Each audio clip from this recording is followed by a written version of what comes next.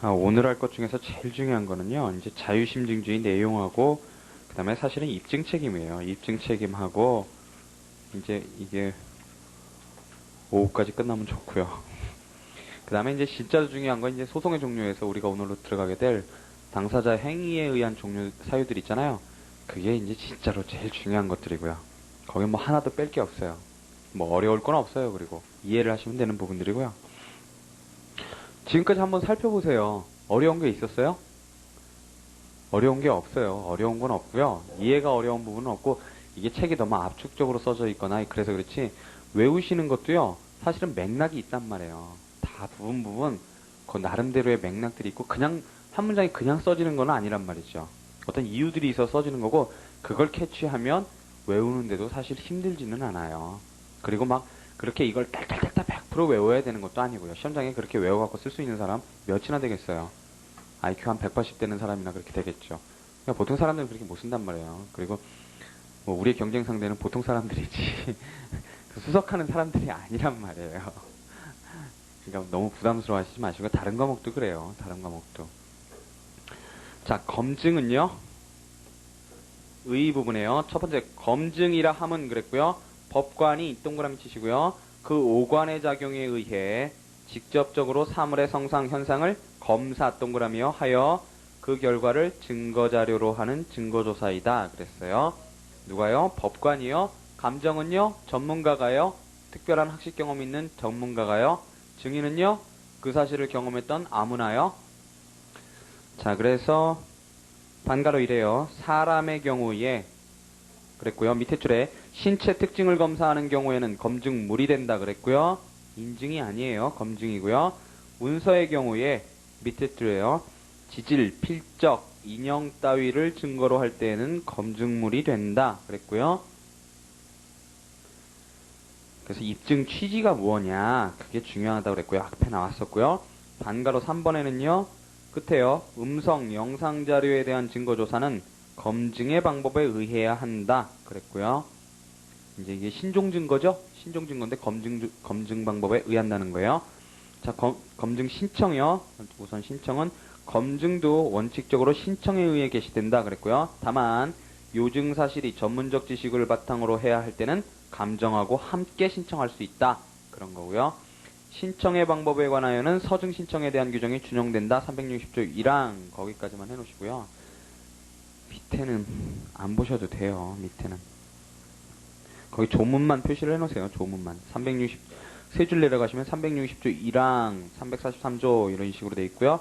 밑에 보면 366조 349조 그 다음에 맨 밑에서 둘째 줄에 366조 3항 이런 거 돼 있고요.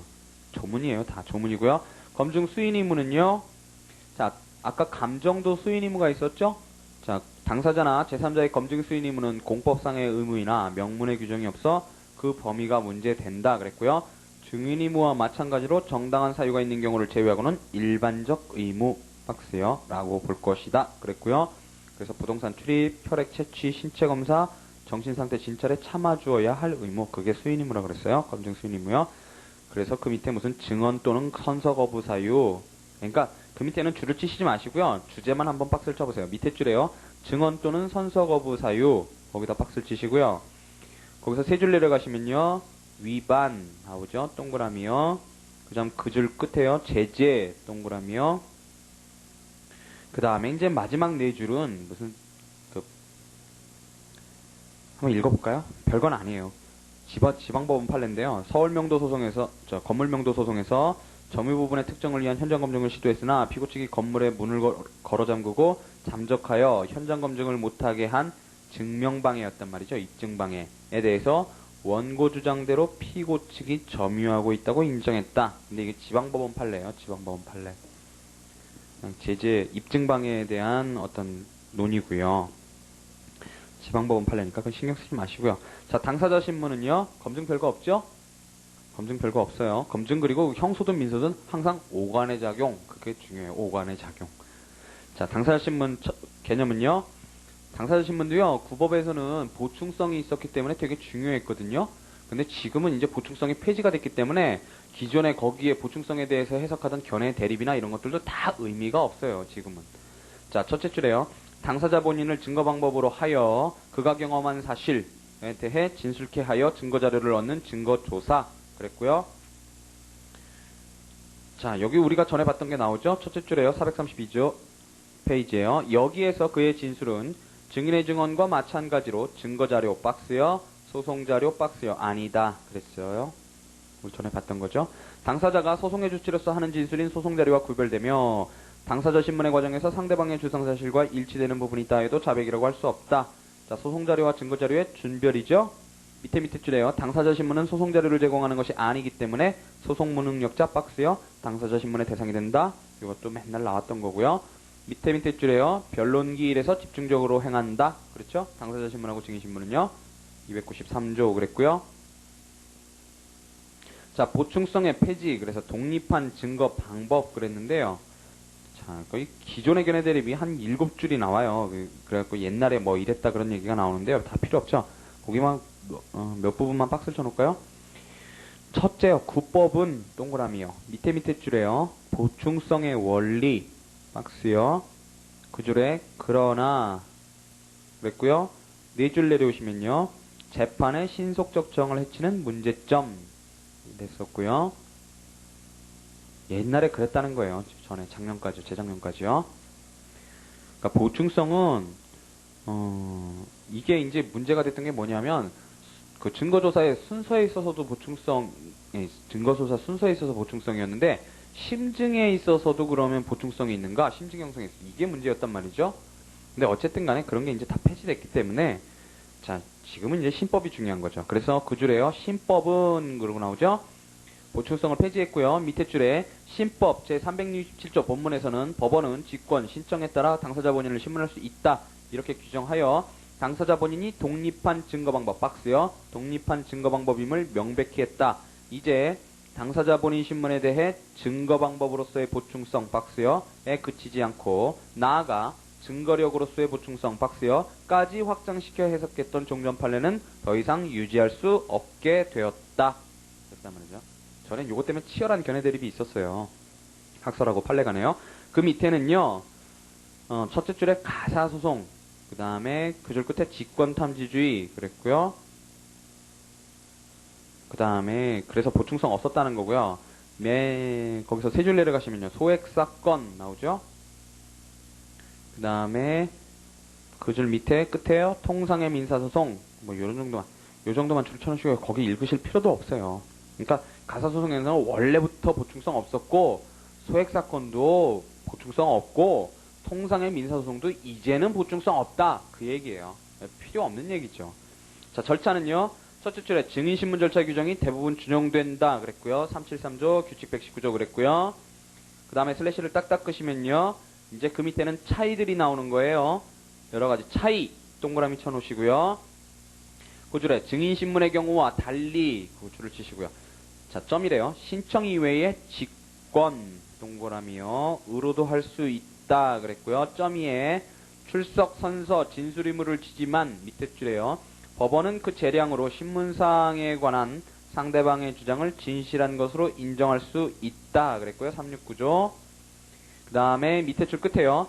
증인처럼 선서가 강제된다 그랬고요. 367조 후문이요.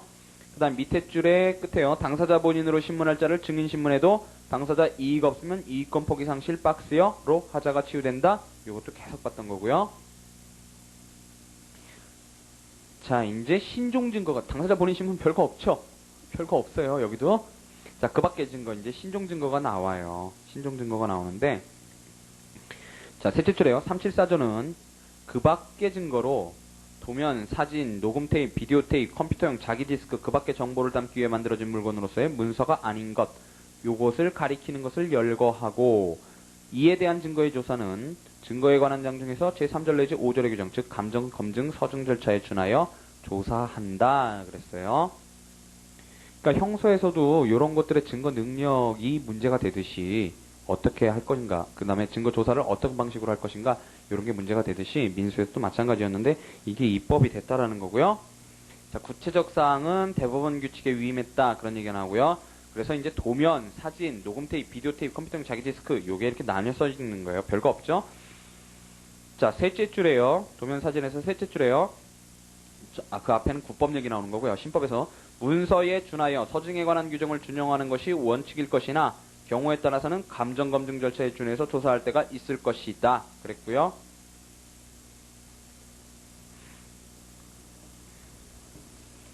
그 다음에요. 넘어가시면 새 민소규칙 122조는 밑에 줄 끝에요. 특별한 규정이 없으면 감정검증 서증 절차의 규정을 준용한다고 하였다. 그랬고요. 이 정도만 줄을 쳐주시면 되고요. 녹음 테이프, 비디오 테이프, 컴퓨터용 자기 디스크 이런 거는요. 첫 번째 반가로 이래요. 자기 디스크 등에 기억된 문자 정보 그랬는데요. 거기서 네 줄 내려가시면요. 이를 증거자료로 하면은 읽을 수 있도록 출력 문서를 제출하고 이에 증거조사를 신청한 당사자는 법원의 명령 또는 상대방 요구에 의해 여기에 입력한 사람, 입력 일시, 출력한 사람, 출력 일시를 밝혀야 한다. 이 정도만 줄을 쳐주시면 되고요. 그러니까 출력 문서 제출하라는 게 그게 핵심이죠, 뭐. 그쵸? 자기 디스크에 있는 걸 어떻게 해요? 그걸 어떻게 증거조사를 해요? 문서로 뽑아가지고 그걸로 내라는 거죠. 그 다음에 녹음 테이프 등 음성 영상 자료 이랬어요. 이것도 네 줄 내려가시면은요. 새 민사소송 규칙 121조에서는 이들을 녹음 테이프 등 그랬고요. 밑에 줄에 동규정에서는 이에 대한 증거조사는 녹음 테이프 등을 재생하여 검증하는 방법에 의하도록 하였다. 그 정도만 줄을 치시면 돼요. 검증. 그 외에는 뭐 규칙 1항, 3항 뭐 이런 거 나오는 거예요. 그냥 그 정도만 기억하시면 되고요. 어쨌든 규칙에 다 있어요. 규정들이요. 그거 현장 조작하실 수 있어요. 충분히. 그 외에 뭐 별다른 내용이 있는 것도 아니고요. 그 다음에 조사, 성부 촉탁 이런 게 있는데요. 자, 조사, 성부의 촉탁이라 함은 법원이 공공기관, 학교, 그 밖의 단체, 개인 또는 외국의 공공기관에게 그 업무에 속하는 사항에 관해서 필요한 조사 해달라고 하거나 또는 보관 중인 문서의 등본사본의 송부, 촉탁을 하는 특별증거조사 절차를 말한다. 294조 그랬고요. 자, 달라진 게요. 전에는 단체에만 됐는데요. 둘째 줄 끝에요. 개인에게도 박스요. 밑에 줄에 조사 촉탁할 수 있도록 하였다. 그랬고요. 그 줄 끝에요. 조사 촉탁 박스요. 이 아닌 조사 촉탁이 아닌 업무에 속하는 사항에 관해 보관 중인 문서의 등사본의 송부 촉탁 그것도 박스요. 또 할 수 있도록 하였다. 그랬고요. 그러니까 조사 송부 촉탁이란 말이죠. 그래서 그거과 관련된 문서들 같은 경우도 보내달라고 할 수 있다는 거고요. 거기서 세 줄 내려가시면은요. 당사자의 신청에 의한 경우만이 아니라 직권으로도 할 수 있다 그랬고요. 밑에 줄에 끝에요. 실무상 사실조회라고 한다 그랬고요. 나머지는 안 보셔도 돼요. 양가로 이번에요. 첫째 줄 끝에요. 이를 증거로 하면은 법원이 이를 변론에 현출해야겠죠? 보내달라 그런 거니까요. 당사자에게 의견 진술 기회 줘야겠죠? 하지만 당사자에 의한 원용은 필요 없다 그랬어요. 그 정도만 줄을 쳐주시면 되고요. 자, 증거 보전은요. 증거를 미리미리 보전해 두는 거죠. 자, 그래서 형사소송법에도 역시 증거 보전 절차가 있는데 민사소송에 있어서도 증거를 보전해 두는 게 있단 말이죠. 보전은 그러니까 우리가 뭐 채권자 대위권, 뭐 채권자 취소권 이런 걸 보전이라 그러잖아요. 그죠? 그다음에 가압류 가처분 이런 것도 보전이라 그러죠. 미리 이제 채권을 보전해 둔다 그래가지고 미리 좀 보호를 해서 나중에 할 수 있게끔 해준다 그런 의미예요. 자, 첫째 줄에요. 소송 절차 내에서 본래의 증거 조사를 행할 기일까지 기다리자면 그 증거 방법의 조사가 불가능하거나 또는 곤란하게 될 사정이 있는 경우 그때 본안 소송 절차와는 별도로 미리 증거 조사 그랬고요. 하여 그 결과를 확보해 두는 판결 절차의 부수 절차이다 그랬고요. 375조 그랬어요. 그러니까 우리가 지금 제5절에 검증이 있고 6절에 당사자 신문이 있고 법정에 제7절에 그 밖에 증거가 있고 제8절에 증거 보전이 있어요. 그래서 거기 증거 보전도요. 375조부터 384조까지 되게 많아요. 조문이. 근데 어쨌든 증거 보전 요건은요. 375조에 법원은 미리 증거 조사를 하지 않으면 그 증거를 사용하기 곤란할 사정이 있다고 인정한 때는 당사자의 신청에 따라 2장의 규정에 따라 증거조사를 할 수 있다 이랬단 말이에요. 2장은 지금 증거조사장이죠. 그래서 그게 이제 375조 이렇게 나와 있는 거고요. 밑에 줄에요. 소송 계속 전후를 불문한다 그랬고요. 376조요. 그게 증거보전의 관할에 관한 규정이고요. 그 다음에 입법론이 밑에 나오는데 넘어가시고요. 요건이 나오죠. 자, 증거 보전을 하면은요, 보전의 필요성 박스요. 즉, 항상 보전에는 보전의 필요성이 있어야 되죠. 그죠? 가압류 가처분 할 때도 보전 필요성을 적어내야 돼요. 소명을 해야 돼요. 즉, 미리 증거 조사하지 않으면 장래 그 증거 방법을 사용하는 것이 불가능하거나 또는 곤란한 사정이 존재해야 한다. 요거고요. 결국 거기서 두 줄 내려가시면 끝에요. 그러한 사정의 존재에 대해서는 소명 동그라미요. 이 필요하다. 377조 2항 그랬고요. 증명이 아니라 소명하라 그랬어요. 자, 그 다음에 절차는요. 첫째 줄에요. 원칙적으로 신청에 의하되 서면 신청을 요하는데 밑에 줄 끝에요. 예외적으로 소송 계속 중에는 직권으로도 개시된다니까 맨 윗줄에 원칙 동그라미 신청 동그라미 밑에 줄에 예외 동그라미 소송 계속 중 직권 동그라미요. 379조 동그라미요. 그 다음 밑에 줄에요. 관할법원은 소재기 전이나 긴박한 경우에는 증거방법의 소재지를 관할하는 지방법원이 되고 소재기 후에는 그 증거를 사용할 법원, 즉 수소법원이겠죠. 수소법원이 된다라는 거예요. 관할에 관한 얘기고요. 376조 역시 마찬가지로 밑에는 안 보셔도 되고요. 효력은요. 증거보전에 의한 증거조사 결과는 변론에 제출됨으로써 본소송에 있어서 증거조사 결과와 같은 효력 그랬어요. 증거조사 결과와 같은 효력 그랬고요. 결정에 대해서는 불복 신청 안 되고요. 380조. 그 다음에 증거보전 절차에서 신문한 증인이더라도 당사자가 변론에서 다시 신문을 신청하면 수소법원은 그 증인을 신문해야 한다. 384조 그랬고요. 밑에 줄에 직접주의 그랬어요. 그러니까 이런 건 뭐예요? 잠재적으로 그 보전 필요성이 있다 그래서 보전해줬더니 나중에 보니까 그 사람 다시 신청해주세요. 다시 증인신문해주세요. 그런 건 뭐예요? 사실은 보전 필요성이 없었던 거란 말이에요. 그때도 할 수 있는 거니까. 그래서 이제 이때는 직접주의 관철에서 다시 데려와서 신문한다는 거고요. 자, 이제 이렇게 해서 이제 6가지 증거조사 방법이 끝나고요. 자, 이제 우리가 증거조사 끝났으니까 어때요? 이제 법원이 심증 형성하는 일만 남았어요. 법원이 심증 형성을 해야죠. 그 증거조사 결과 가지고요. 그 다음에 그 심증 형성은 또 소스가 뭐예요? 그 소스가 뭐예요? 증거조사 결과 말고. 변론의 전체 취지죠? 변론 전체 취지요? 그 두 개의 소스를 가지고 이제 심증을 형성하는데, 자, 그래서 그 심증을 어떻게 하느냐에 대해서 자유심증주의가 나오는 거예요. 자유심증주의의 반대말은 법정증거주의고요. 자, 여기도 뭐 그렇게 어려운 내용은 없어요. 첫 번째, 심증 형성 자료가 뭐냐? 우리 다 봐왔던 거죠. 심증 형성 자료가 뭐냐? 즉, 증거 원인이 뭐냐? 그랬고요. 그걸 증거 원인이라고 부른다 그랬고요. 자, 2가지가 있었죠? 증거조사 결과하고요. 그 다음에 변론의 전체의 취지하고요. 변론 전체의 취지하고요. 자, 여기서 말하는 변론 전체의 취지는 변론의 일체성하고는 다른 말이죠. 변론의 일체성을 뜻하는 게 뭐였어요? 자백간주에서 나오는 거였죠?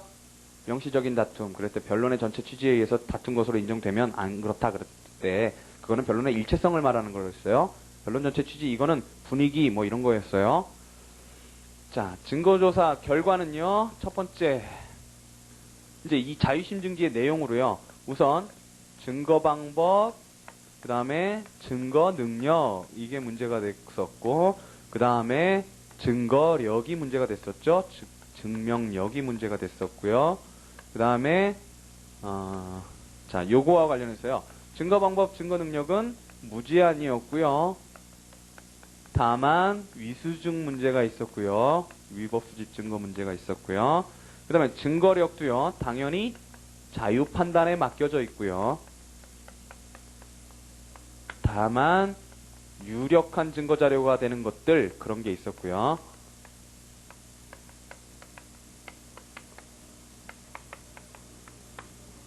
그 다음에 여기서 이제 여러분들이 새롭게 보시는 게 뭐냐면 증거 공통 원칙이라는 거예요.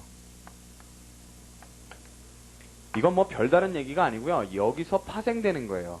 증거력에 대한 자유 판단으로부터 파생되는 거예요. 즉 뭐냐 하면 증거력을 자유 판단한다는 의미는 한 발 더 나아가면 나에게 유리하게 평가될 수도 있고 상대방에게 유리하게 평가될 수도 있다. 즉 나에게 유리하게도 평가되고 불리하게도 평가되니까 상대방에게도 유리하게 평가될 수 있다라는 거예요. 그러니까 그 증거조사 결과는요, 나에게도 상대방에게도 공통된다라는 거예요. 그래서 그게 증거 공통이라는 거고요. 즉 이거는 증거력의 자유평가로부터 당연히 도출되는 거예요. 이 증거 공통의 원칙이라는 걸 어디서 또 보시게 되느냐면 나중에 통상공동소송에서 소송 자료의 불통일 문제를 좀 수정해보자, 요런 데서 이제 나중에 주장공통, 증거공통 문제가 나중에 또 나와요. 그때 한번 또 보실 거고요. 자, 변론의 전 취지는요, 뭐 별다른 게 문제될 건 없고요. 개념들은 여러분 다 알고 계시고요. 문제는 여기서 한 가지 문제가 있는데, 그러면 변론의 전 취지만으로 요증 사실을 인정할 수 있겠는가 하는 게 문제가 돼요. 자, 우리가 변론의 전 취지만으로 인정할 수 있었던 걸 우리가 몇 가지를 봤는데, 제일 중요한 게 뭐였냐면 자백 취소할 때 반진실과 착오 이런 게 있었어요. 그쵸? 반진실이 입증됐다 그래서 진실에 반하는 것이 입증됐다 그래서 착오가 추정되지는 않죠. 하지만 반진실이 입증됐을 때 착오를 변론의 전 취지만으로 인정할 수 있다 그랬고요. 그 다음에 우리 또 문서의 진정 성립에서도 좀 전에 봤죠. 변론의 전 취지만으로 인정할 수 있는 걸 또 봤고요. 자, 그런데 문제는 일반적으로 변론의 전체 취지만으로 요증 사실을 인정할 수 있는가, 요게 문제가 되는 거예요. 즉 한마디로 뭐예요? 증거조사 결과 말고 변론의 전 취지만으로 할 수 있는 거니까 이게 독립적인 증거 원인이 되느냐, 결국 이 문제란 말이죠. 독립적인 증거 원인이 되느냐, 아니면은 요 증거조사 결과에다가 보충해가지고 증거 원인이 되는 거냐, 요 문제가 되는 거예요. 그래서 학설은 그대로 대립하는 거예요. 긍정하는 게 독립적 증거 원인설이고요. 송강호 교수님이요. 그 다음에 보충적 증거 원인설은요, 부정설이죠. 결국 독립적 증거 원인 안 된다는 거고요. 여기는 이김정전 교수님이 있고요. 자, 우리 판례는요, 원칙과 예외로 나뉘어요. 원칙은 당연히 보충적 증거 원인설로 가고요. 예외가 우리 좀 전에 말씀드린 것처럼 문서의 진정 성립과 자백의 철회 요건이요. 철회 요건 중 차고요. 이거 꼭 기억하셔야 돼요. 요거요. 요 두 가지 꼭 기억하셔야 돼요. 자, 여기에 심증 형성, 그러니까 자유심증주의 할 때 심증 형성 소스가 뭐냐, 이에 관한 문제고, 여러분들이 새롭게 보는 거는 이 문제하고 요 문제밖에 없어요. 요 문제밖에 없고, 자, 두 번째는요, 그럼 심증이 어느 정도 쓰면 되겠는가 하는 문제가 있는 거예요. 법원이 어떤 사실을 있다라고 없다라고 인정할 때 심증이 어느 정도면 되겠는가 하는 게, 그게 바로 자유심증의 정도 문제예요. 심증의 정도 문제고, 요거는요, 원칙적으로 자유로운 확신에 의할 것, 그렇단 말이죠. 그리고 이거 우리 전에 얘기했었어요. 자, 여기서 문제되는 건요, 첫 번째 증명도가 문제되고요. 그러니까 자유심증에서 자유가 문제되고 심증이 문제되는데, 심증은요, 심증에서 문제되는 건 증명도예요. 증명도가 문제되는데, 자, 우리가 지금까지 봐왔듯이요, 원칙은요, 객관적으로는 그 사실이 존재한다는 게 고도의 개연성이 있어야 되고요. 그거에 대해 주관적으로 법관에게 확신이 있어야 돼요. 고도의 개연성의 확신. 8, 90%는 적어도 인정이 돼야 된다는 얘기예요. 8, 90%는. 그게 원칙이고요. 자, 이 증명도를 경감하고자 하는 이론들이 나와요. 결국은 현대형 소송에서 문제가 되는 거예요. 제가 엊그저께 뭐라고 말씀드렸냐면, 항상 이 현대형 소송에서 네 가지 차원에서 문제가 되는데, 입증 책임 분배에서부터 출발을 해서 바꾸려고 하는 것, 입증 책임 분배 자체를 바꾸려고 하는 것, 그 다음에 입증 책임을 그렇게 분배는, 그러니까 불법행위 손배 청구가 문제인데, 그랬을 때 그 여러 가지 요건들, 사실들에 대한 입증 책임을 아예 저쪽에다 넘겨버리는 것, 그 다음에 두 번째는 전환을 시켜버리는 것, 거기서 아까 우리 뭘 봤냐면 입증방해를 봤어요. 명문의 교정이 없는 입증방해를 봤고요. 세 번째는 완화시켜주는 것. 내 입증 책임을 완화시켜주는 것. 이런 방식이 있고요. 네 번째가 요 증명도를 경감하는 방법이란 말이죠. 법관의 증명도를, 심증도를 경감하는 방법. 요 방법이 이렇게 네 가지가 있어요. 그래서 요 경감 이론이요. 거기 이제 우리 책에 세 가지 이론이 나와요. 세 가지 이론이 나오는데 첫 번째가요. 상당한, 여기는 고도의 개연성이 했죠. 상당한 개연성으로 촉하다 하는 게 상당한 개연성설 내지는 개연성설이고요. 이 개연성설은 앞으로도 많이 등장을 하는데요. 아주 여러 가지 모습을 띠고 있어요. 왜 여러 가지 모습을 띠고 있냐면 개연성설이 옛날에는 이렇게 증명도에 관한 이론이었단 말이죠. 그런데 이게 차츰차츰 발전을 해요. 차츰차츰 발전을 해서 이제 우리 책에는 그렇게 안 나오지만 민법이나 이제 김영배 교수님이나 이런 데 보면 신개연성설이라는 게 나와요. 그건 뭐냐면 나중에 여러분들이 이제 간접반증과 이릉의 추정을 좀 이따가 보시게 될 텐데 그거에서 발전해가지고 결국은 그 입증 책임, 간접 사실에 대한 입증 책임을 이렇게 나누게 되는 식으로까지 발전을 하게 돼요. 그건 좀 이따 보실 거예요. 그건 지금은 이해 못 하시고요. 어쨌든 간에 처음 출발은요, 증명도를 경감하고자 하는 이론이었단 말이죠. 상당한 개연성설이라는 게요. 그 다음에 또 어떤 이론이 있냐면 확률적 심증 이론이라는 게 있어요. 자, 확률적 심증이라는 거는요. 자, 8, 90%의 심증이 있어야 된단 말이에요. 가해 행위가 있었다, 손해 발생이 있었다, 인과관계 있었다, 이런 게 8, 90%의 고도의 개연성의 확신이 있어야 되는데 확신이 한 60%밖에 안 서요. 그랬을 때 확률적 심증이라는 건 뭐냐면 60%만 인용해 주자 그거예요. 1억을 청구했으면 심증이 60%밖에 안 서니까 6천만 원만 인용해 주자 이거예요. 손해배상 청구에서. 그게 확률적 심증 이론이고요. 그 다음에 또 나오는 게 역학적 증명 이론이라는 게 나와요. 자, 역학적 증명이라는 건 뭐냐면요. 역학, 질병 있죠, 질병. 질병에 관한 학이 역학이란 말이에요, 역학. 그런데, 역 그러잖아요, 구제역 할 때 역이요. 그쵸, 역학. 근데 역학적 증명이라는 건 뭐냐면, 보통 어떤 질병들이 있으면, 그러니까 어떤 질병의 근원이 있으면, 뭐 바이러스든지 뭔지 간에 어떤 징후들이 나타난단 말이죠. 그러니까 심프톰, 그러니까 증상들이 나타난단 말이에요. 그러면, 이런 질병이, 이런 문제들이 있었을 때는 이런 증상들이 나타나더라. 이런 통계적인 이런 것들이 있죠. 이런 통계적인 표본들이요. 그렇다면 거꾸로 들어가는 거예요. 이런 증상들이 나에게 나타났다고 한다면 이렇게 환경을 오염시킨 원인들이 저쪽에 있을 것이다. 라고 통계에 의해서 증명을 대체시켜주는 방식인 거예요. 역으로요. 그죠? 그러니까 귀납적으로 지금 어떤 통계들이 있었고 그런 통계들에 의했을 때 이런 것이 있으면 이런 결과가 빚어지더라 하는 것들이 통계적으로 나온단 말이죠. 그런데 지금 보니까 불법행위에 의해서 손해배상을 청구하고 있는 환경오염에 의해서 다쳤거나 아니 질병을 얻었거나 아니면 뭐 양식장이 폐기가 됐거나 뭐 여러 가지 손해들이 발생했는데 그거에 의해서 손해배상 청구를 하는데 그런 징후들이 나타나더란 말이죠. 그러면 상대방에게 그런 가해 행위 사실이 인정이 되는 것. 요것도 통계적 방식에 의해서 증명도를 경감해 주는 거란 말이죠. 이게 바로 역학적 증명 이론이고요. 그 다음에 자유라는 말과 관련해서요. 그럼 자유는 자유인가? 아니란 말이죠. 자의는 아니란 말이죠. 그래서 자의는 금지된다. 그러면 그 자유와 자의를 가려지르는 그 기준점이 뭐냐? 그랬더니 그 심증은요. 논리칙과 경험칙에 합치해야 돼요.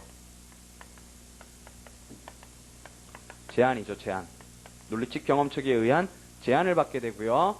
그 다음에 우리가 지금까지 계속 얘기 나왔던 심증 형성의 경로를 명시를 해야 하는가, 그럼?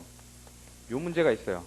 그러니까 내가 자유롭게 판단했지만 자의적인 판단은 아니었다라는 것을 입증하기 위해서 법관이 판결서에 모든 문제에 대해서 심증 형성 경로를 명시해야만 하는가, 일반적으로 명시해야만 하는가, 요게 문제가 되고요. 요기에 대해서 긍정설이 있고요.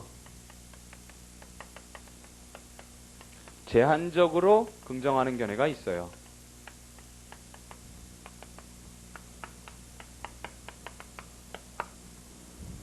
자, 여기서 나오는 주제가 요 주제고요.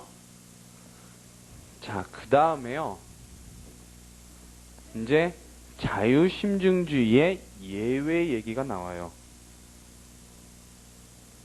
자, 자유심증주의의 반대말은요. 제가 좀 전에 법정증거주의라고 그랬어요. 증거 능력이나 증거력에 대해서 법으로 정해놓은 것들, 그게 바로 법정증거주의인데요.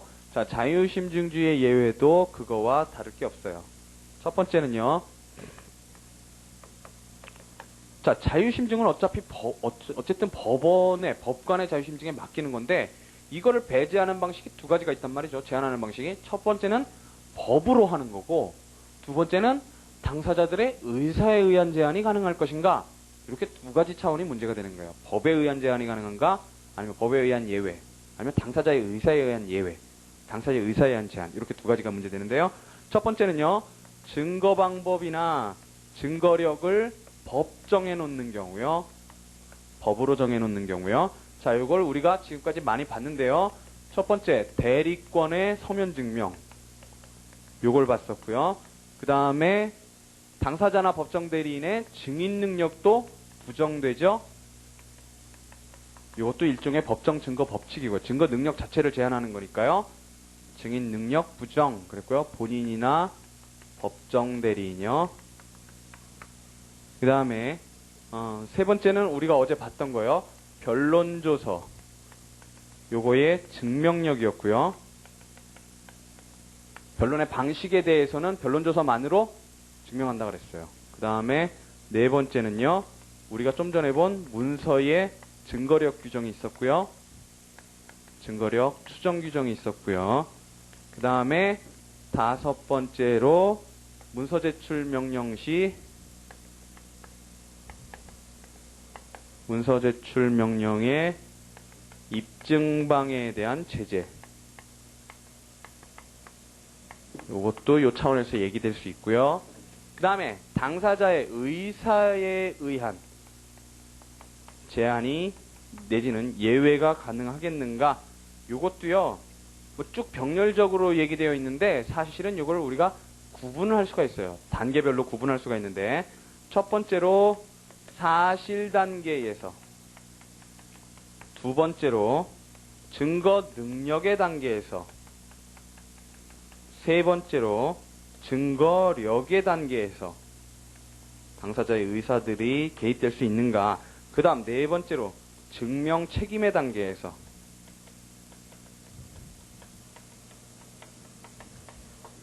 자, 사실 단계에서 문제가 되는 게요. 자백계약이에요. 자백계약이고요. 다 각각의 경우에 다 허용될 수 있을 것인가 없을 것인가가 다 문제가 돼요. 문제가 되는데 그거는 이제 요 어느 단계에 따른 것이냐에 따라서 달라지는 거예요. 자백계약이 있고요. 그 다음에 중재 감정하기로 하는 어떤 사실에 대해서요. 사실의 전부에 대해서 중재 감정계약이 있고요. 이건 다 사실 확정의 문제예요. 그 다음에 증거능력 단계에서는요. 어떤 증거는 제출하지 않기로 제한하는 증거 제한 계약이 있어요. 근데 우리가 변론주의를 취해서 증거 신청에 의해서 증거조사를 들어가는 게 원칙이지만 직권증거조사가 금지되는 게 아니고 보충적으로는 허용된단 말이죠. 그래서 당사자들이 증거 신청을 안 하기로 하는 계약이 원칙적으로는 유효하지만 법원이 직권으로 증거조사를 하는 것을 막을 수는 없어요. 그렇죠? 그 부분에서는 이 증거제한 계약이 실효가 될 수 있는 거죠. 즉 직권증거조사와 충돌되고요. 그리고 사실 단계에서의 사실 처분권은 당사자에게 있죠.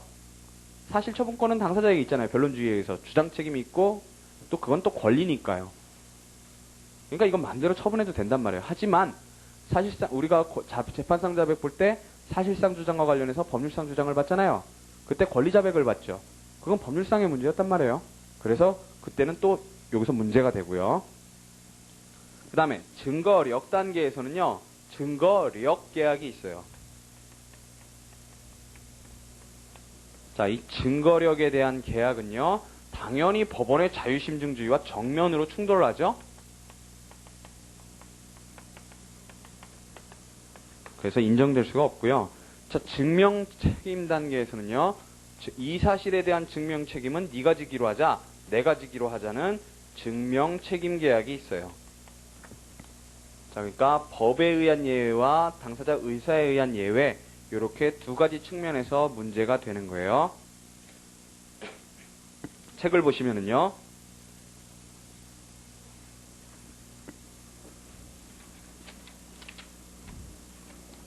자, 보세요. 자유심증주의요. 의요. 자유심증주의라 하면 사실주장이 진실인지 아닌지를 판단함에 있어서 법관이 증거법칙의 제약을 받지 않고 변론 전체의 취지와 증거자료를 참작하여 형성된 자유로운 심증으로 행할 수 있는 원칙을 말한다. 대상이 뭐요? 사실주장의 진부 판단에 있어서예요. 그래서 법정 증거법칙 제약 안 받고 소스가 나오고요. 자유심증 요게 나오고요.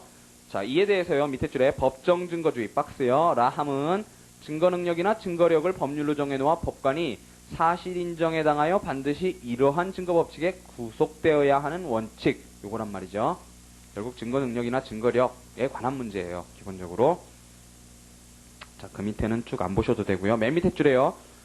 맨 밑에서 셋째 줄에요. 근세소송법은 사실의 진실 여부 판단에 있어서 형식적인 증거법칙의 굴레에서 벗어나 법관의 양식을 전적으로 신뢰하고 그의 자유로운 판단에 맡기기에 이르렀다. 그렇고요. 그 앞에는 옛날 얘기 나오는 거예요.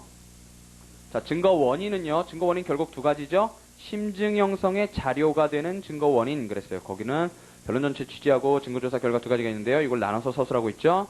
첫 번째 변론 전체 취지 이렇게 나와요. 그러니까 두 번째 패러그래프가 이게 학설 드립이 있는 부분이고요. 독립적 증거 원인을 인정할 수 있느냐 부분이고 첫 번째 패러그래프에 이제 개념이 나오는 거예요. 자, 변론 전체 취지라 함은 변론의 일체성을 가리키는 경우도 있지만 여기에서는 증거 원인으로서의 변론 전체 취지가 문제된다 그랬고요. 이는 증거조사의 결과를 제외한 일체의 소송자료예요. 증거조사 결과를 제외한 일체의 소송자료로서 당사자의 주장, 내용, 태도, 입증 시기, 주장 입증 시기, 그 밖에 변론 전체 취지에서 얻은 인상 등 변론에서 나타난 일체의 적극 소극의 사항을 말한다. 여기까지만 줄을 쳐두시고요. 예를 들면 줄을 치지 말고 보세요. 전후 일관성이 없는 주장을 한다든가 간단한 사실을 땀을 흘리거나 낯을 붉히면서 주장을 한다든가 증거조사에 협조를 안 한다든가 방해를 한다든가 공동피고가 자백을 한다든가 이런 것들을 변론 전체의 취지로서 참작해낼 수 있다라는 거고요. 자, 그 밑에는 읽으실 필요 없고요. 자, 둘째 패러그래프의 문제가 첫째 줄에서 셋째 줄까지 나와요. 변론 전체의 취지만으로 당사자 간에 다툼 있는 사실을 인정할 수 있는가 아니면 이는 증거자료에 보태어서 즉 보충적으로 사실 인정의 자료로 쓰이는 보충적인 증거 원인이 되는데 그치는가 여기까지가 문제고요. 거기서부터 이제 세 줄이 독립적 증거 원인설이 나오는 거예요. 자, 그 줄 끝에요. 변론 전체의 취지에 증거 원인으로서의 독립성을 인정하여 이것만으로 다툼 있는 사실을 인정할 수 있다는 입장. 독립적 증거 원인설 박스 치시고요. 일부 학설도 이를 따른다. 다음에 슬러시를 보시면은요. 그 다음에 이제 검토 얘기가 먼저 나와요. 비판 얘기가. 변론 전체의 취지는 모호하고 그 줄 끝에요. 객관화해 놓기도 힘든 것 그랬고요. 밑에 줄에 상급심이 심사하기 곤란 그랬어요. 아, 그때 그 표정을 상급심이 어떻게 알아요? 그 표정 본 사람만 알죠. 곤란하단 말이죠. 그래서 또 증거조사를 하지 않고 거기서부터는 고까지를 비판으로 쓰시고요. 보충적 증거 원인설이 비판 내용으로만 나와요. 그러니까 독립적인 내용으로 나오는 게 아니라 보세요. 증거조사를 하지 않고 이것만으로 모든 사실의 인정을 가능케 한다면 변론 전체의 취지를 빙자하여 안일하게 사실 인정을 할 우려가 있다. 보충적 증거 원인설이 옳다. 그래서요. 여기가 보충적 증거 원인설의 내용이에요. 그러니까 비판하는 내용으로 내용이 이루어져 있죠. 뭐 어쩔 수 없어요. 내용 자체가 그런 거니까요. 자, 그 다음에 슬러시를 딱 닦으시면은요. 이제 판례 입장이 나오죠. 판례는 자, 변론 전체 취지만으로 인정할 수 있는 것은 문서의 진정 성립과 자백의 철회 요건으로서의 착오에 국한되며 박스를 쳐놓으세요. 문서의 진정 성립, 자백의 철회 요건으로서의 착오 박스를 쳐놓으시고 꼭 외우셔야 돼요. 주요 사실 인정에 관해서는 증거원으로서 독립성을 부인한다. 그래서 보충적 증거 원인서를 원칙적으로 취하고요. 그러니까 사실은 보충적 증거 원인서이다 이렇게 얘기를 해도 돼요. 왜냐하면 나머지 두 개는 주요 사실이 아니잖아요. 그죠? 예외적으로 인정되는 건. 그러니까 여러분들 쓰실 때는 그냥 그렇게 쓰시면 돼요. 원칙적으로 보충적 증거 원인설에 의하며 다만 이 두 가지에 대해서는 변론의 전취지만으로도 인정할 수 있다라고 한다. 이렇게 쓰시면 돼요. 판례 쓰실 때요. 그래서 보충적 증거 원인설도 박스 쳐놓으셨죠? 판례 바로 앞에 나오는 거요. 몰타 보며 다소설이다 할 때요. 자, 그 다음에요. 증거조사 결과가 나오죠? 그래서 증거방법 무제한, 증거력의 자유평가, 증거공통의 원칙 이렇게 세 가지가 나오는 거예요. 증거력의 자유평가로부터 도출되는 거고요. 자, 증거조사 결과는요. 첫째 줄에 증거조사 결과라 하면 법원이 적법한 증거조사에 의해 얻은 증거 자료를 말한다. 그랬고요. 줄은 치시 말고 보세요. 증언, 문서기재 내용, 감정검증, 본인신문 결과 이렇게 나온단 말이죠. 자, 증거방법의 무제한은요. 첫째 줄에 자유심증주의는 증거방법이나 증거능력에 제한이 없기 때문에 결국은 이게 증거방법의 무제한 그랬지만 결국은 증거능력에 있어서의 무제한이에요. 그러니까 증거능력과 증거력 이렇게 돼 있는 거예요. 대별돼서. 제한이 없기 때문에 매매 사실 인정은 반드시 서증에 의해야 하는 것은 아니며 서류 위조 여부를 반드시 감정에 의할 필요가 없다 그랬고요. 그 정도만 줄을 쳐주시면 되고요. 그 뒤에는 또 나온 거예요. 소재기후 개정 사실을 증명하기 위해 작성하면서 세 번째 나오는 거죠 지금. 전문 증언 뭐 이런 것도 나오는 거고요. 밑에 줄에요.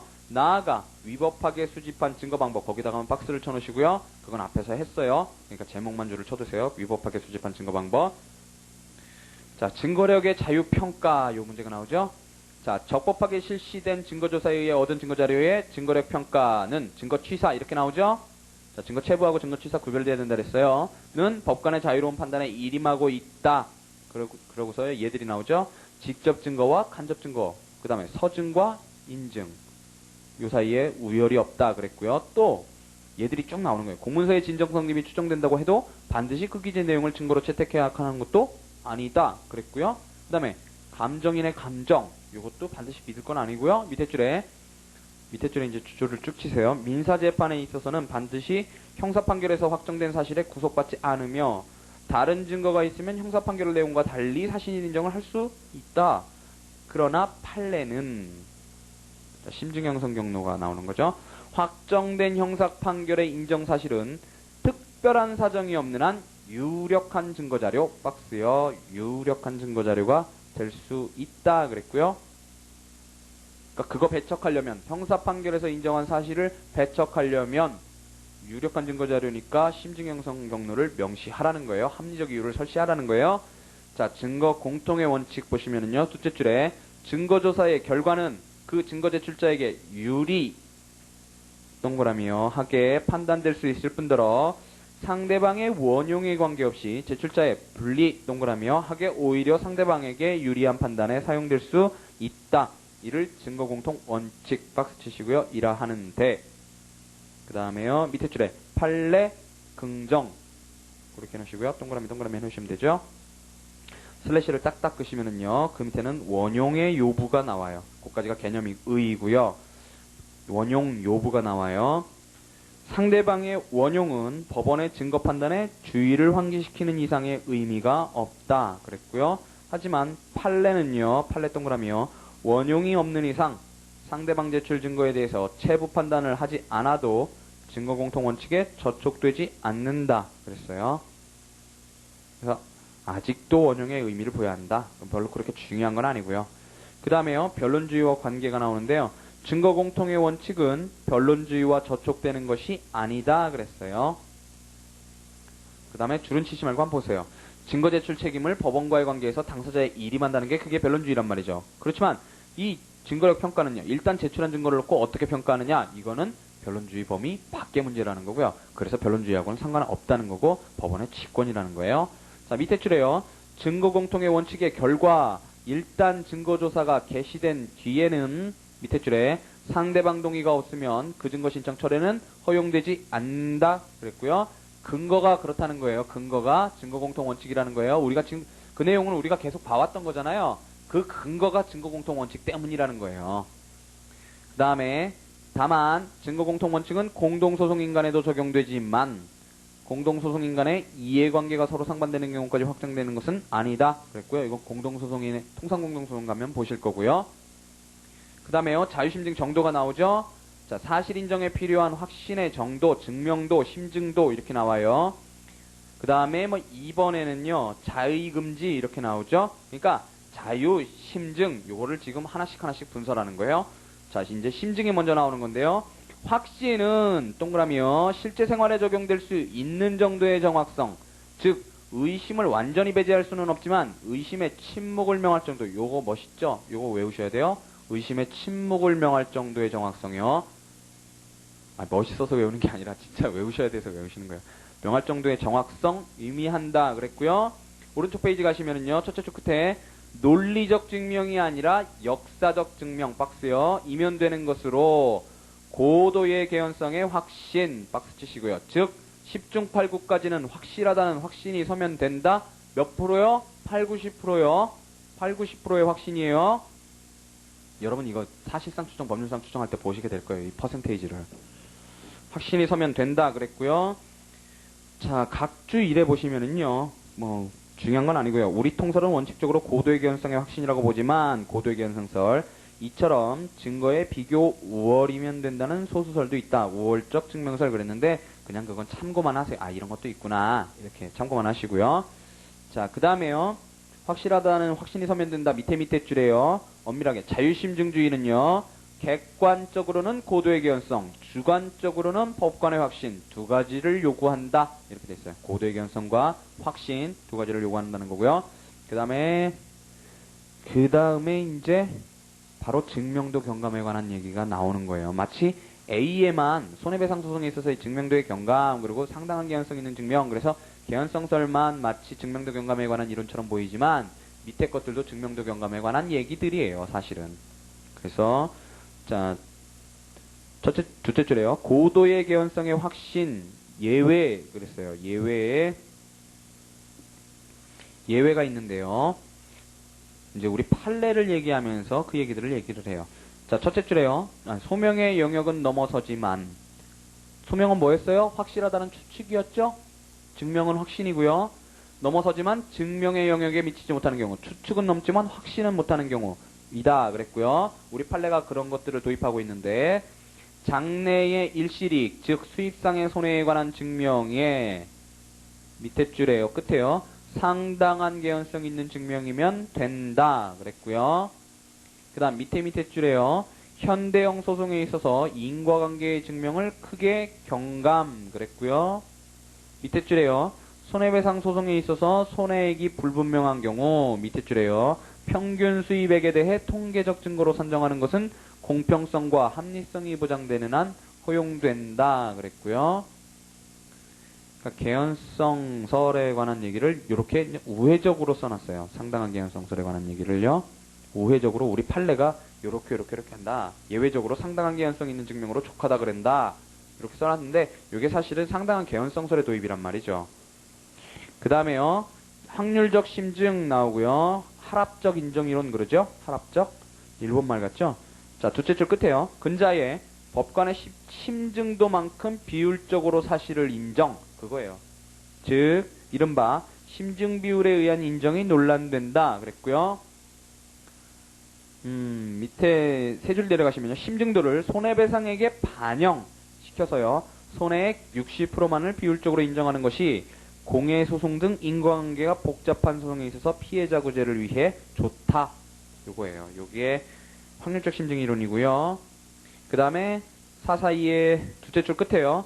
심증도의 어느 한도까지 이 이론을 적용할 것인가와 중간적 사실의 인정 등 문제가 있어 학설로부터는 외면된다. 그랬고요. 요게 비판이고요.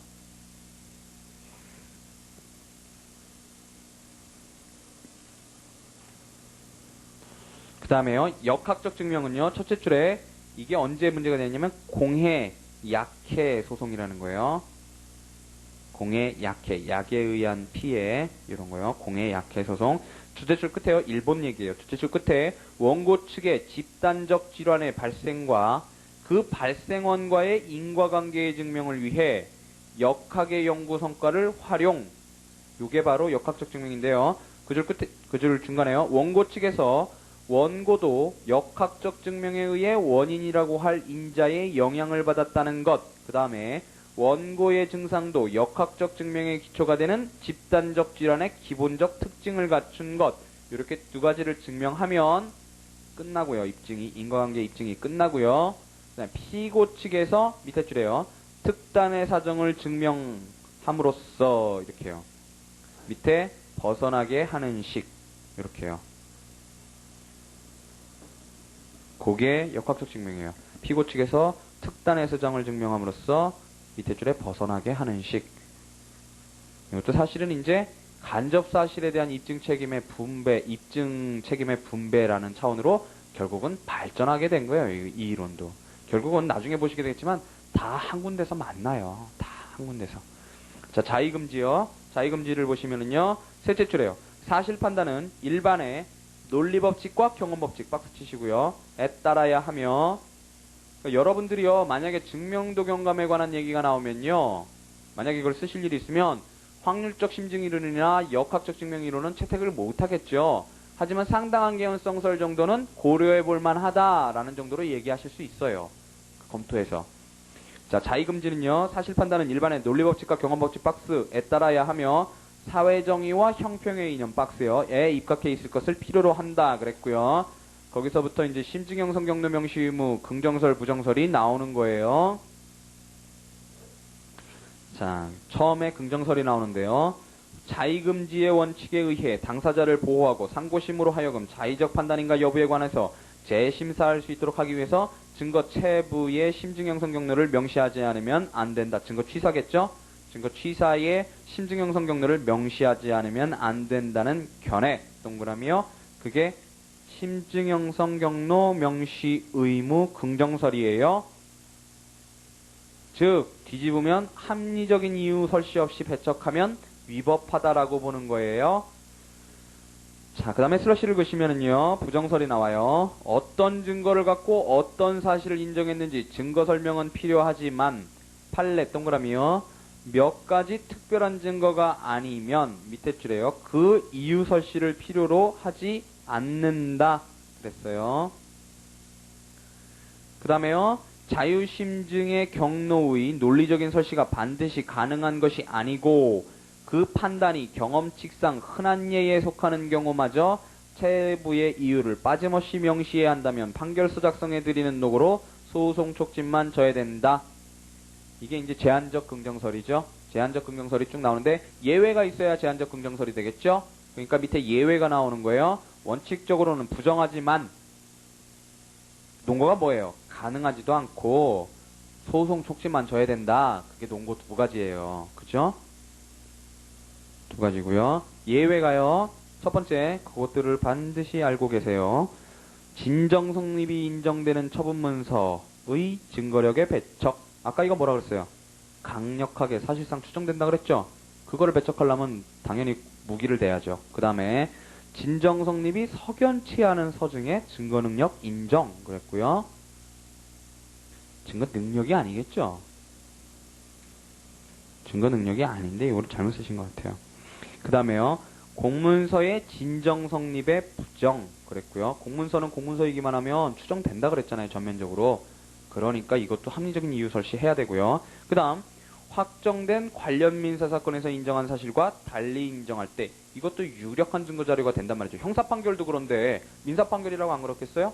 유력한 증거자료가 된단 말이죠. 그 다음에 자기에게 불리한 사실을 시인하고 날인까지 한 서증의 증거력을 배척할 때 이때는요 예외가 되는데 분명하고 수긍할 만한 이유의 설시를 요한다 그랬어요.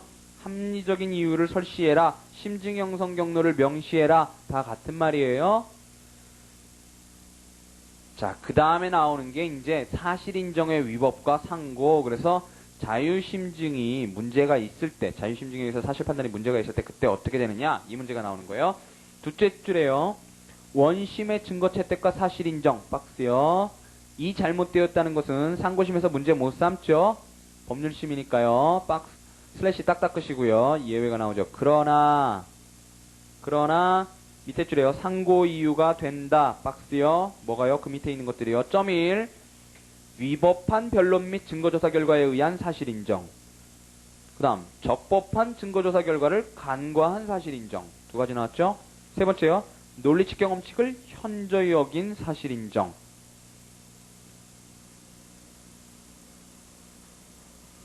근데 우리가 어떻게 자유심증주의를 하면서 자유심증주의 조문을 안 봤죠? 202조예요. 재판 부분에 있어요. 재판 부분에 자유심증주의가 있고요. 법원은 변론 전체의 취지와 증거조사의 결과를 참작하여 소스죠.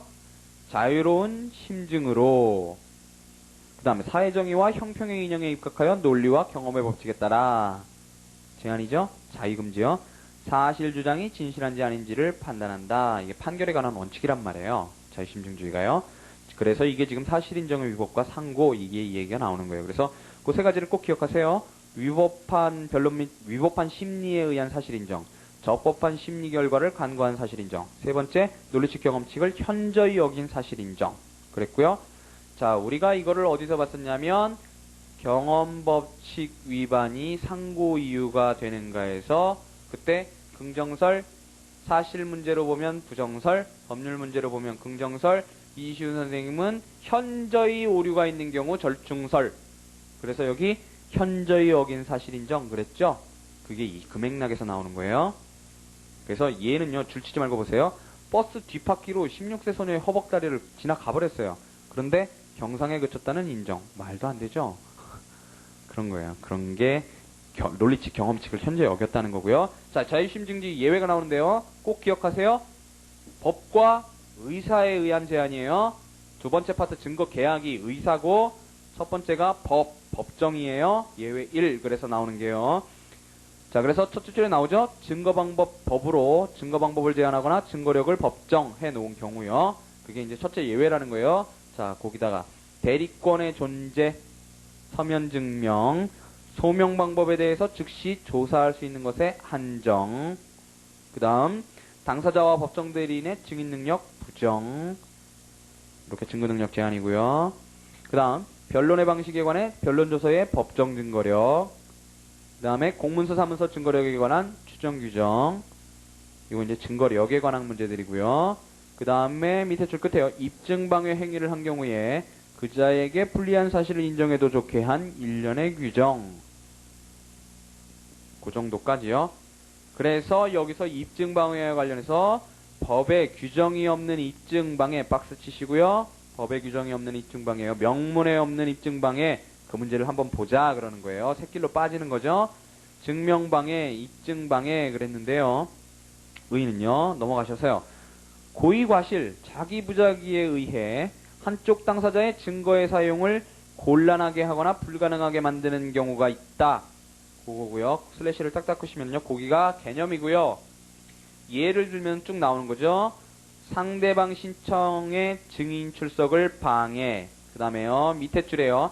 상대방 방해 때문에 의료기관 촉탁 감정의 불실시. 판례고요. 병상일지나 엑스레이 사진의 변조, 훼손. 그 다음에 좀 전에 우리 검증할 때 봤던 거요. 가옥명도 소송에서 점유 부분의 특정을 위한 현장 검증의 방해 행위. 이런 것들이 예고요. 제일 중요한 건요. 엑스레이 사진, 병상일지의 변조, 훼손이에요. 그게 케이스로 많이 나오고요. 밑에 그것이다 다음에 슬래시를 딱 닦으시면은요.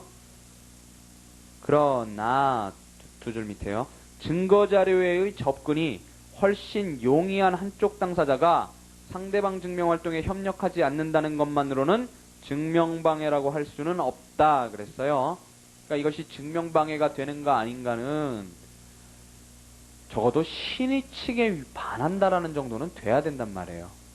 그냥 협조 안 한다. 지가 증거 갖고 있는데 내가 내놓으라 그랬더니 안 내놓는다. 그것만으로는 안 되고 어떤 이게 정말 현저히 신의 측에 반한다라고 볼 정도의 어떤 정황이 있어야 된단 말이죠. 자, 그 다음에 그거에 대한 제재 방법으로 견해 대립이 나와요. 자, 증명방해는 당사자 간의 신의 측에 따른 소송 수행 의무, 거기다 박스를 치시고요. 신의 측에 따른 소송 수행 의무요. 에 어긋나는 것이므로 제재를 면할 수 없다. 방해자의 불이익, 슬래시 딱 닦으시고요. 그 다음에 이제 견해 대립이 나오는 거예요. 이를 하나의 자료, 즉 변론 전체의 취지로 삼아서 자유심증에 따라 방해자에게 그냥 불리한 평가를 하면 된다. 그게 자유심증설 박스요. 그 다음에요. 두 번째 견해는요. 방해한 측이 그 반대 사실을 입증하도록 증명 책임을 전환시켜야 한다거나 곧바로 상대방의 주장 사실이 입증된 것으로 보아야 한다. 이거 아까 법정 증거설이죠? 보아야 한다는 증명 책임 전환설 박스요. 그러니까 사실은 법정 증거설, 자유심 증서 이렇게 두 가지 갖고 쓰면 되는데 꼭 명문 없는 입증 방해하고 명문 있는 입증 방해하고 구별을 해갖고 이렇게 꼭 입증 책임 전환설하고 자유심 증서 이렇게 나눠 쓴단 말이죠. 이게 사실은 같은 건데도 불구하고요. 그냥 그렇게 다 쓰니까 그렇게 쓰시면 돼요. 자, 세 줄 내려가셔서요. 끝에요. 방해의 모습이나 정도, 그 증거의 가치, 비난 가능성 정도를 고려하여 자유재량으로 방해받은 상대방의 주장의 진실 여부를 가려야 한다는 자유심증설이 옳다 그랬고요. 그게 검토고요. 밑에 줄에 판례가 나와요. 판례 동그라미요. 의사 측의 진료기록의 변조 가필 행위는 입증방해 행위에 해당한다 하면서 자유심증설 박스요. 을 따랐다. 이렇게요. 근데 사실 이거는 명문에 있는 입증방해죠. 문서잖아요. 그죠? 문서 사용방해죠.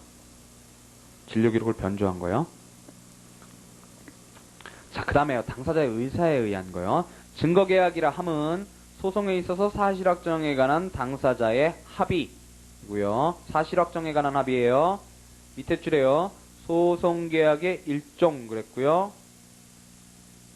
자, 그리고서 이제 쭉 병렬적으로 쭉 나와요. 이 중에 자백계약하고 그 다음에 세 번째 있는 중재감정계약이 이게 사실단계 문제고요. 그 다음에 두 번째 있는 증거제한계약이 이게 증거방법 내지 증거능력에 관한 문제고요. 네 번째 있는 게 증거력계약이 증거력의 단계 문제고요. 다섯 번째 증명책임계약이 그게 증명책임 단계에 관한 문제란 말이죠. 자, 자백계약은 보시면은요.